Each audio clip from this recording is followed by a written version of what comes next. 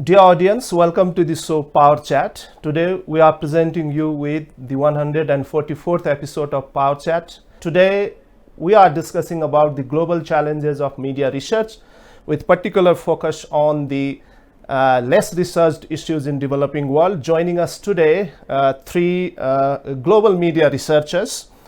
Please allow me to welcome them. We are today joined by Dr. Sadia Jamil. She is the co-vice chair of journalism, research and education sections at the IAMCR. She is also the postdoctoral fellow at Khalifa University. And we are today also joined by Dr. Mariateresa Garrido. She is the assistant professor at the University of Peace. She is joining us today from Costa Rica. And today we are also joined by Dr. Gifty Appiah-Adjei. She is the researcher, scholar at the University of Education, and she is joining us today from Ghana. Please allow me to welcome them. Welcome to the show, Dr. Sadia, Dr. Mariateresa, and Dr. Gifty. Thank you, Laxman, for having us. How have you been? Very good, perfect. Good morning from Abu Dhabi. Well, thank you very much for joining me for my program POWERchat, and I'm starting for a very general overview of the research landscape, media research landscape, and I'm starting from Gifty Appiah-Adjei. How do you evaluate the overall global media research scenario? Thanks, Laxman. I will want to look at this from two perspectives. That is, I'm looking at it from the perspective of the academic institutions as well as from industry. Now, so far as I am concerned, I am of the view that the academic institutions are researching on issues about media studies. Okay, we are looking at the development in the industry, and then we are researching on them. But if you come to the industry, you also realize that journalists or practitioners in one way or the other are also into research, because journalists also go on to field. Sometimes they even travel to different locations to gather data and all that, and then they come together, put that information together before they write their story. So even though it is not as standardized as what is going on in the academic industries, it is a kind of research. So I believe that those in industry are also researching on issues that they cover, in as much as those of us in the academic institutions are also looking at the developments, the trends, and issues of interest in the field. I'm going with Dr. Mariateresa. How do you evaluate the global media research landscape? Thank you for the invitation and for the question, because while Gifty was talking, I was thinking that in Latin America it's completely different. And so the idea of speaking about that global research is quite complicated, because we see many differences per region. And even in Latin America, for example, that we have a lot of autocratic governments that are limiting the freedom of the press and limiting the studies in general going into this direction. Then we have other countries that are more into this idea of studying and investing and actually knowing how people are using new technologies and new media. And we see a lot of differences. So I wouldn't speak like a global research as such, but something more specific. We can see, for example, in Venezuela, where I'm from, people are more looking into restrictions to the press freedom, attacks against journalists, and that is repeating in certain countries. But in Costa Rica, it's more about access to information and how we can have plurality of the media. So we have a very diverse topics discussed, at least in Latin America, and that repeats in several regions, because I know in Africa it's completely different. In North America and Europe, we have a lot of discussions on feminism, for example, and how gender plays a role, but that's not always the case. Similar in the case of how journalists can exercise their profession. Here in Latin America, there is a lot of discussion on the idea of labor rights and how we can better protect them. from like these standards, while in other regions it's more about physical protection and psychological protection. So I wouldn't speak about a general trend in global research, but more focused research. Well, thank you, Maria. I'll come back to you. I'm going with Dr. Sadia Jamil. You're based in Asia. Your work is mostly based in Asia. You belong to South Asia. How do you, and leading, you are, working with the research publications of IAMCR for a long time, and also with Khalifa University. How do you evaluate? What are the reflections of the global media research, initiatives in Asia? Okay. As Maria said, there is no as such global research. So if I have to classify that, I classified it into global north and global south. So if we look at the global north, it again depends on the context from where the research is originating. So if you ask me, like very contemporary research topics in global north, that I would call it obsession with digital journalism research, new media, social media, and how it has been practiced, its implications. And that doesn't mean that these research areas are under investigated in Global South.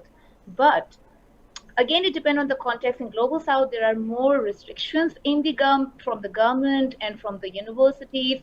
So people are more focusing into research like safety of journalists and freedom of expression, media freedom, access to information.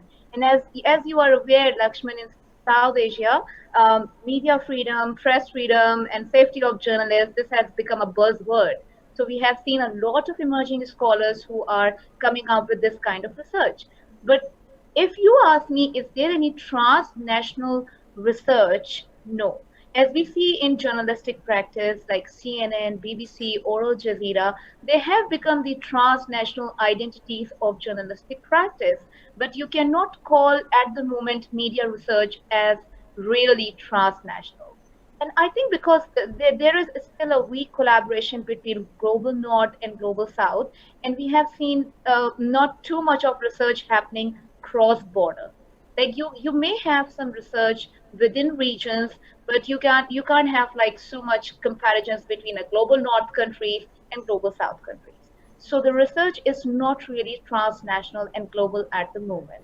Well, thank you, Sadia. I'm going back to Gifty, and almost all of you have touched upon some challenges associated with the media research at your regions and at the global level. But I want to ask you, Dr. Gifty, what are the key challenges that you see associated with the media research and education? Well, with regards to media research, like I said earlier, it has to do with access to information. You see, when research should be situated in literature, and in our part of the globe, that is, I'm coming from the African perspective, Ghana specifically. You realize that sometimes access to very current literature on the area that you are looking at is very difficult. It is not easy to have access to literature. Sometimes even access to data becomes a problem. You see, when Mariateresa was talking, she talked about the fact that sometimes where she's coming from, research focuses more on security of journalists because there's this issue of autocratic systems in place and all that. Now, in Ghana, we are not much of an autocratic country. We have all the provisions to guarantee press freedom. But it will shock you to realize that even in the midst of all the provisions in our constitution, we still have issues with security of journalists. Getting access to information sometimes become a problem. Okay, now, funding is also a problem because to do research, there is a need to gather data and all that. Sometimes even when you are assessing literature and you are asked to pay, and you don't have the money to pay, if your institution has subscribed to some journals that you can easily access and use them, that is okay. But how many universities in Africa have subscriptions with these top journals that they can easily access? it becomes a problem. Time for research is also a problem, in the sense that if you look at our population, you realize that it is more of pyramid in structure. So the base is huge, and as a result, more young adults are gaining access or are trying to have access to university education. So sometimes a lecturer has so many students to teach, and at the end of the day, balancing teaching with conducting research becomes a problem. Now, when we move into media education, now you realize that the challenge has always been dependence on Western models of training. Now, journalism is about people in a location, so the context comes in, the issue of context, that's play.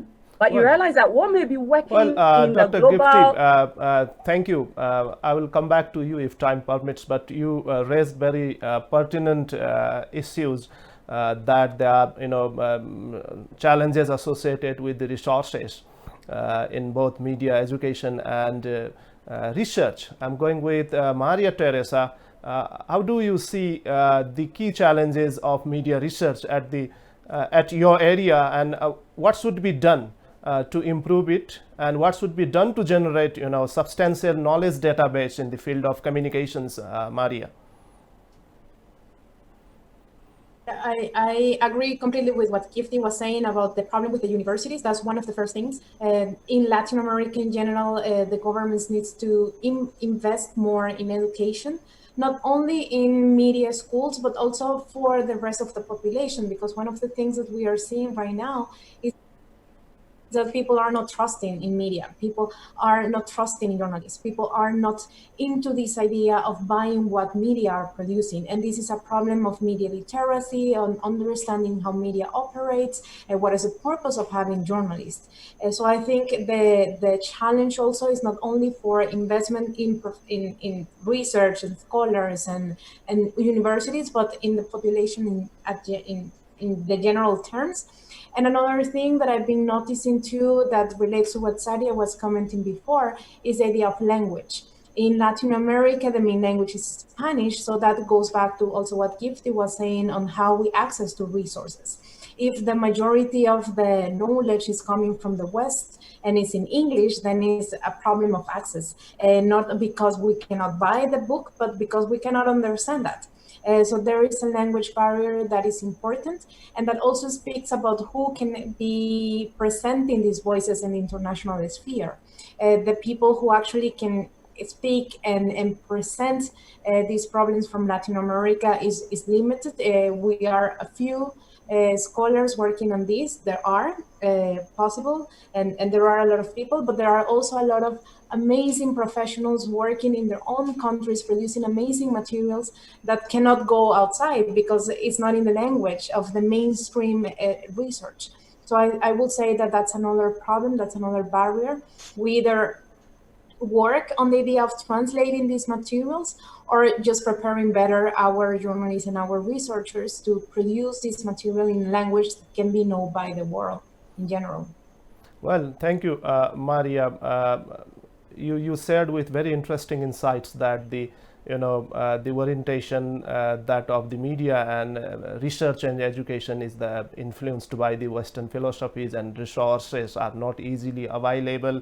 Dr. Sadia, you're mentioning that there are brilliant academics and researchers in global South, but there is criticism that the research insights or the substantial knowledge database is not readily accessible and easily available in the public domain when someone wants to look into the works of the researchers in our part of the world. What should be done, according to you, to generate substantial knowledge database in the field of communications and media research? Dr. Sadia. Thank you, Lakshman. This requires, I think, because we have annual subscription for most of the major journals, right? So accessibility is a big issue, as Gifty and Maria has mentioned. Like most of the poor resource universities, they do not have funds to subscribe to the quality and the Q1 ranking journals, and that really impacts the research. So if you look at countries like in Ghana, for example, and I'm sure there are cases in Latin America and South Asia, like researchers, they cannot access to research papers, and that really affect their quality of product studies, right? So accessibility is problem, and that requires, I think, some government support, or if there are higher education commissions in different countries, they really need to invest to develop those kind of databases that can be shared among universities and researchers. This is one problem. Another problem that has been highlighted by Maria about the linguistic barrier. This linguistic barrier is very much common in Middle East and in many of the South Asian countries. For example, if you take the example of UAE, most of the people, they prefer to read any research article in Arabic, right? So everyone is not very much profound in English language to understand technical jargons and everything. So given the research article has been produced in English, that linguistic barrier causes problem. Same is the case in Turkey, or even if you go back to South Asia, see many of the people living in India, they speak different kind of dialects, and in Pakistan, different provincial languages. They cannot understand English, right? So having a translated version of research is a challenge. And universities, higher education commission, and government needs to pay attention to have translated version of those produce research in Western countries. Well, Right? Dr. So that Sadia, we you can raised very yeah. pertinent questions, saying that linguistic barrier is there, and Yeah. you are with many platforms of the media research at the global level. Yeah. How often do you discuss about minimizing the linguistic barriers in media research by publishing research books and studies in the respective languages of at least the major dialects spoken in a particular country? Okay, let me share. For example, if you look at the case of IAMCR, we receive submissions in Spanish, French, and English. Now, there are so many times that we receive requests that people want to submit in Turkish or in Arabic or any other language, but given we have not offered them platform to submit their submissions in their original or mother tongue, they really get disconnected with the wider community of researchers. And this is always a research agenda at every meeting in IAMCR. But unfortunately, for the past 4 years, I have been associated with JRE section. We have been unable to develop some more languages. And it's basically because we do not get reviewers in those languages. For example, if we allow submissions in different languages, let's say in mother tongue or in dialect, we do not get reviewers for that. So this has been a major obstacle for us for the past 4 years, despite all the efforts. And let me share with you, first of the effort was to arrange some submissions from Middle East, because we hardly receive any of the papers from MENA region, right? But we do not get reviewers from this region, and that has been a barrier to include paper in Arabic. And given we get reviewers in Spanish, in French, in English, so we open submissions only in these three languages. But let me share with you one of the key challenge, Lakshman, is about the curriculum also. I think Maria and Gifty will agree with me. If you look at the curriculum in the Global South universities, they are still considered as not compatible with curriculum prevalent in Western universities. And we need to see how frequently universities in Global South, for example, in South Asia, in Africa, in Latin America, they review their curriculum to make sure that they are making pace with the global research trends and global research areas. I remember in 2012 when United Nations has launched its UN Global Agenda on Safety of Journalists, plenty of researchers in South Asia, they were attracted by the topic. Oh, safety of journalists is a buzzword. But still, there are so many topics that they can cover. For example, environmental journalism and sustainable development. These are the areas that researchers do not focus too much. Well, in Dr. developing Sadia, countries. you rightly Yeah. pointed out that yes, when there are some periodic plans and initiatives by the United Nations, universities are also engaged on reviewing their curricula, but there is no sustainable way of reviewing our curricula, making in track the course to meet the industry demands as well. My follow-up question to Gifty, and I will come back to you, Sadia, as well. What about, I'm going with Gifty, could you share us the industry and academia collaboration? Are there any specific examples that academia and industry are collaborating or not? And what are your recommendations on that? I'm going with Gifty. Okay, so with regards to industry and academic collaboration, from where I'm coming from, I realize that, you see, if you look at academia, they are more territorial, just as the industry is also territorial. So it's like the industry is of the view that the academia is more theoretical and all that. And then the academia also sees the industry as not allowing them to be something. Okay, let me use think tanks. Okay, if you look at the law profession, you realize that the academia and practice that's serious engagement, but that is missing in journalism. So I will say that yes, there is some kind of engagement because for instance, in my institution, students go on internship where they will have hands-on practical experience and all that. But you realize that it is just a semester. So for the undergraduate, for the 4 years that you are going to be on campus, you are just going to have 3 months internship. And I feel that is not enough. Looking at courses like broadcast journalism, like advertising, these are practical based subjects that I believe students should have hands-on experience throughout their education. But how many institutions have the means to have a studio where students can go and then have that hands-on experience, unless we fall on the industry? But unfortunately, that collaboration, that engagement it's not forthcoming. Well, thank you, Gifty. My next question is to Dr. Mariateresa. Amid the COVID-19 economic downturn, many journalists across the world, and especially in the developing world, are losing jobs. And you are also working on issues of safety of journalists. We have very little time, and I'm asking you your insights in short time. And what are your suggestions for promoting the safety of the professional safety of the journalists amid COVID-19 economic downturn? Very quickly, Dr. Maria. That's a very interesting question for a short time, so I will do my best.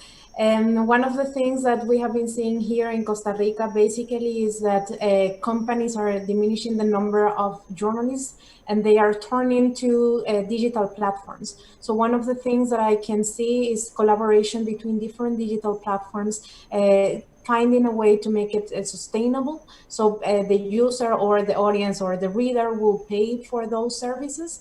And that will kind of counterbalance the idea of mass media not using the services of those journalists, and those journalists creating new media or new ways to actually produce and reach the audience they need to reach. So that's in very, very short kind of the solution. Well, thank you. I'm going with Dr. Sadia Jamil. Do you think that the insights from the media and communication related studies across the world are best utilized in the policy interventions? If not, what are your recommendations? Very quickly. Okay, the answer is pretty no. They are not best addressed, and my key recommendation is to have a multi-stakeholder approach, as we apply in UNESCO also. Like UNESCO has been using a multi-stakeholder approach to have government and universities and industry practitioners all together on one place to devise a policy that will bridge a gap between theory and practice. Like I have heard a lot of industry practitioners having a bias that students coming from universities, they are more theory oriented, and I feel it a bias. until you provide them opportunity and you bridge a link between university and industry, you would not have that kind of practice-based approach. So we really need to have a multi-stakeholder approach. People in isolation cannot do anything. Government alone cannot do anything. Industry within their territory can't do anything, and universities can't do anything. They all need to collaborate, definitely. And that is really challenging to bring them on one table. I think that's a key challenge. Well, thank you, Dr. Sadia. You people are sharing very interesting insights, but my friends are reminding me of time, and we are coming to the end of the show. Do you want to share anything that I have left to ask you very quickly, and starting from Gifty? Well, my final thought, I think we've said it all. There is that need for more collaboration, because I believe that media and academia are interwoven with society. And if we are going to make the impact that we want to make. Thank you. And Mariateresa, your final thoughts very quickly.